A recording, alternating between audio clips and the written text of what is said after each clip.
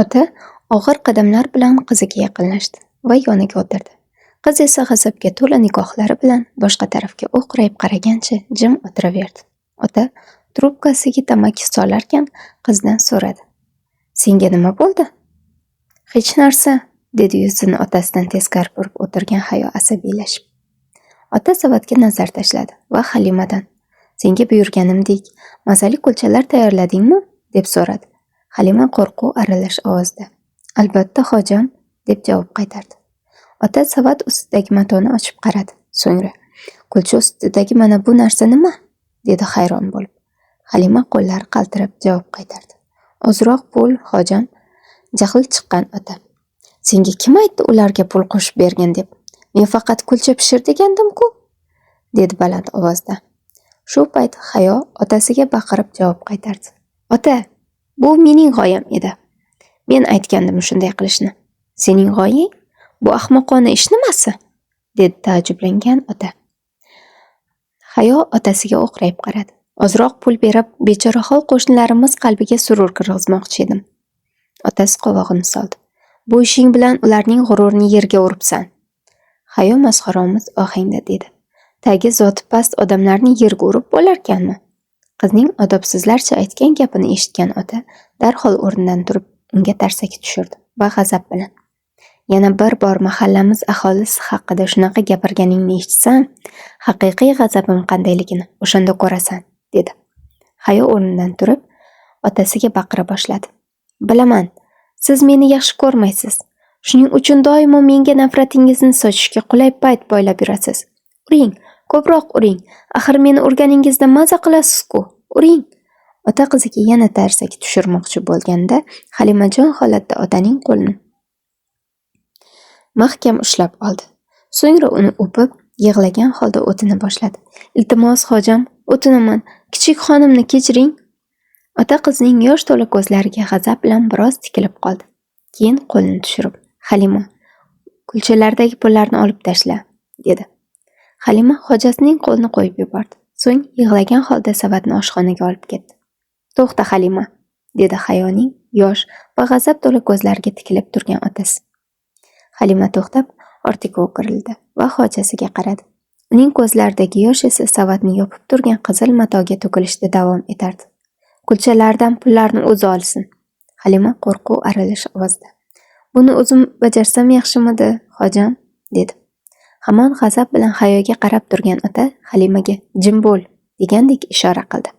Hayo zarda qilib, jahl bilan Halimaning oldiga bordi va qo'ldan savatni yulib olib, yuqori qavat xonasi tomon ketdi.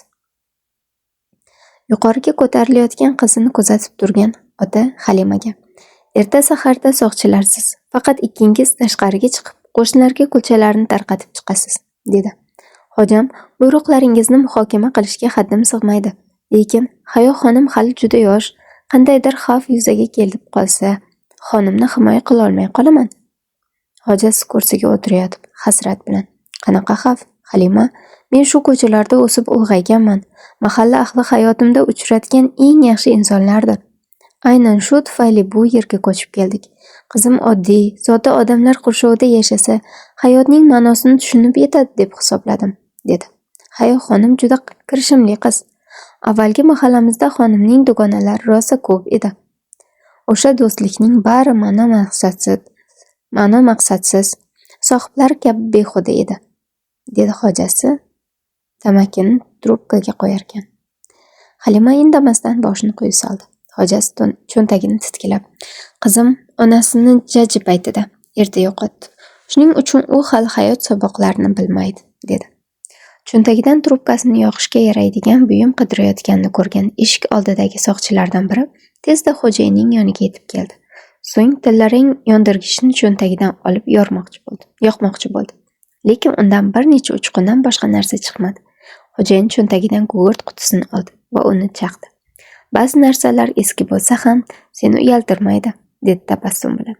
Soqchi biroz asabiylashgan holda yondirgichni cho'ntagiga qaytarib soldi.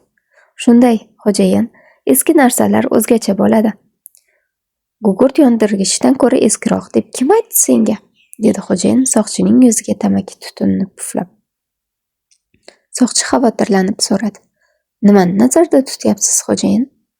Xo'jayin oyog'ini chalishtirib qo'riqchiga joyingga qayt degandek imo qildi. Halima egik boshi bilan: "Hojam, Hayoxonimning oldilariga bormoqchi edim. Menga biron buyrug'ingiz bormi?" dedi. Xo'jayin ro'parasida boqqa qaragan katta derazadan tikilgan holda: "Yo'q, lekin senga bergan buyrug'imni unutma. Ertaga ikkingiz birgalikda kulchalarni mahalla ahliga tarqatib chiqasizlar. Hayo ularni o'z qo'llari bilan topshirishi kerak", dedi. "Buyrug'ingiz bosh ustiga. Unga ayt, agar kimnidir kamsitganini yoki menga isnod keltiradigan biror ish qilganini eshitsam, keskin jazolayman." Halima ortiga ehtiyotkorlik bilan bir necha qadam tashlab: "Xavotir olmang, hojam. Xudo xohlasa tabingizni xira qiladigan biror ish sodir bo'lmaydi", dedi yuqori qavatga olib chiqadigan zinaga o'girilgan holda. Halima zinadan chiqib ketdi. Xo'jayin ishora bilan eshik yonida turgan soqchilarni oldiga chaqirdi. Soqchilar yetib kelganida ularga: "Ertaga qizim yana tashqariga chiqadi. Sizlar ham ortidan chiqib, uzoqdan kuzatasizlar. Faqat ehtiyot bo'linglar. Sizlarni ko'rib qolmasligi kerak. Qizim ko'chada o'zini har doimgidek soqchilar hamrohligida emas, balki yolg'iz yurayotgandek his qilishini istayman", dedi. Soqchilar boshlarini "Xo'p bo'ladi", deb silkitdilar va joylariga, qasr eshigi yoniga qaytdilar. Quyosh atrofga zarrin nurlarini sochishni boshladi.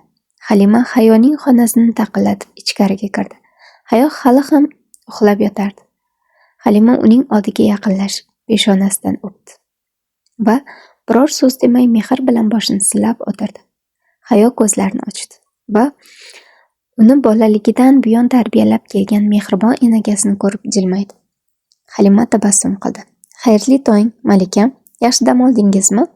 Hayo qaddini tiklab, karavotning o'rtasiga chordana qurib o'tirdi va esnagan holda qo'llarini kerishtirgancha javob qaytardi: "Ha, yaxshi." Halima Hayoning og'zini kafti bilan yopdi. "Qiz bolaga bunaqa qilib esnash yarashmaydi."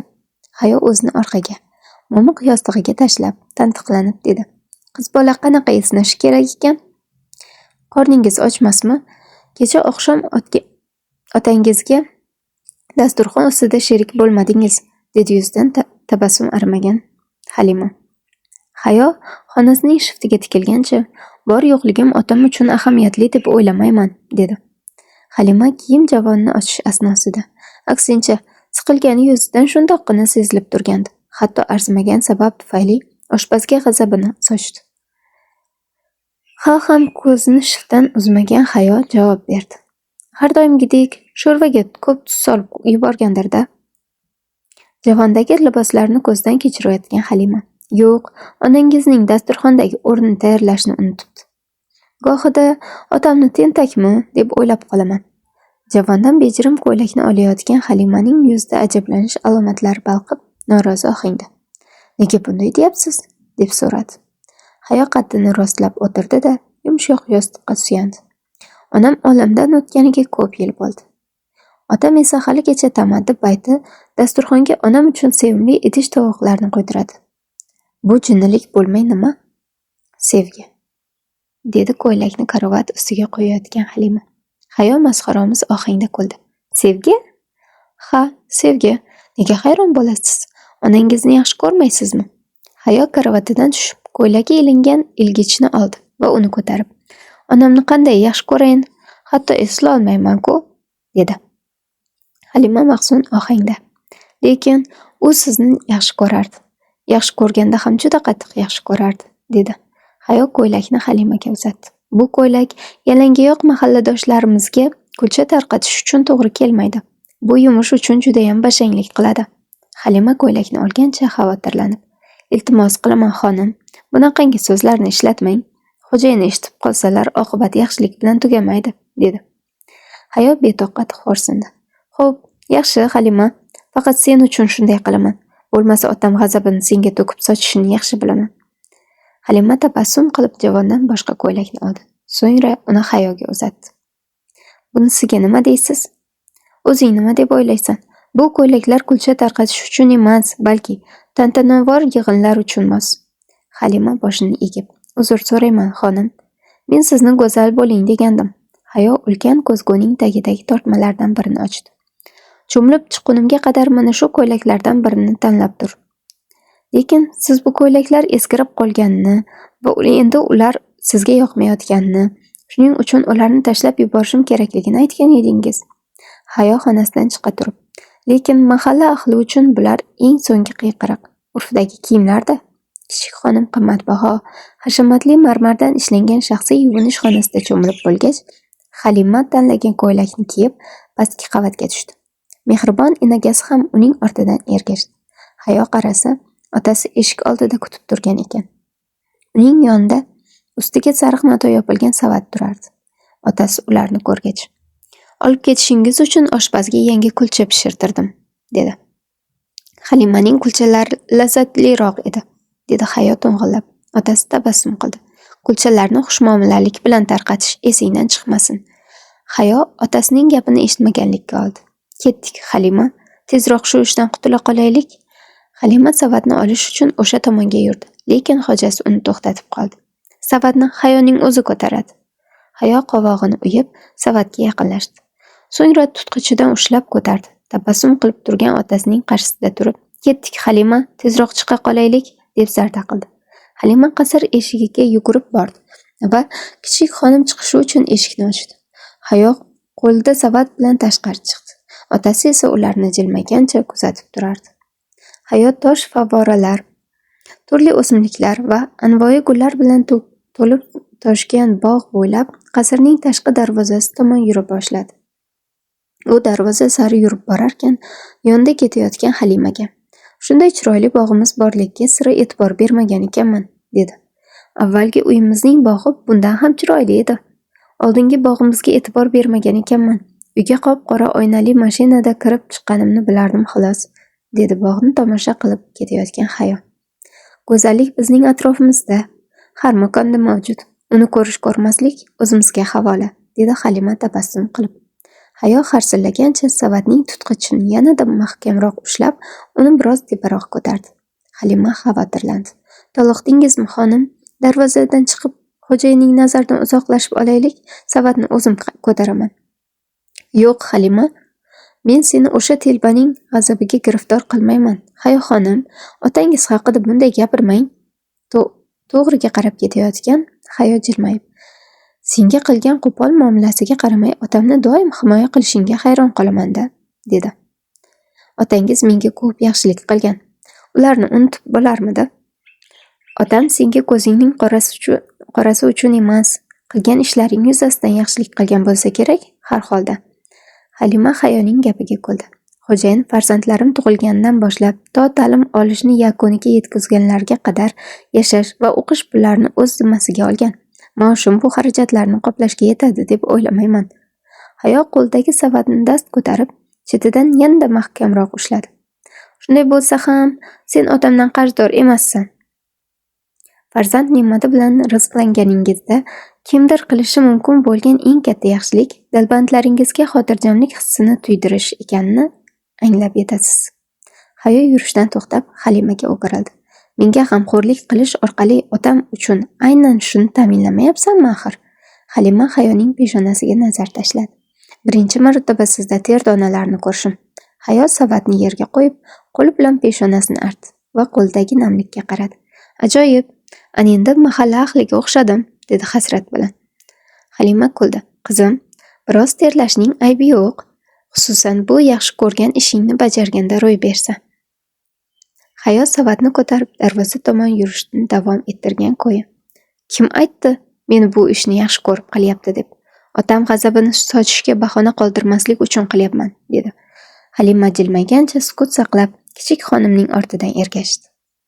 Ikkovlon darvozaga yetib borganlarida soqchilardan biri Hayoni savat ko'targan holda kelayotganini ko'rib, uning oldiga shoshilib bordi. Uning ortidan uning ikki sherigi ham ergashdi. Kichik xonimning oldiga kelgan soqchi keskin ohangda Halimaga, "Nima uchun kichik xonimga yordam bermayapsan, Halima? Nega bunday og'ir savatni xonimning yolg'iz o'zi ko'tarishiga yo'l qo'yding? Xo'jayin bundan xabar topsalar nima bo'ladi?" dedi. Soqchi kichik xonimdan savatni olmoqchi bo'lib qo'lini cho'zdi. Hayo savatni undan nari tutdi. "Xo'jayiningning buyrug'i shunday. Halimani malomat qilma." Soqchi taajjublandi. "Lekin xonim", Hayo g'azab bilan baqirdi. Gapni ko'paytirma, darvozani och. Soqchi sarosima bilan darvoza tomon shoshildi va buyrug'ingiz bosh ustiga deb darvozani ochdi. Qasr darvozasi ochilgandan keyin Hayot tabassum bilan Halimaga qaradi. Ketdik, Halima.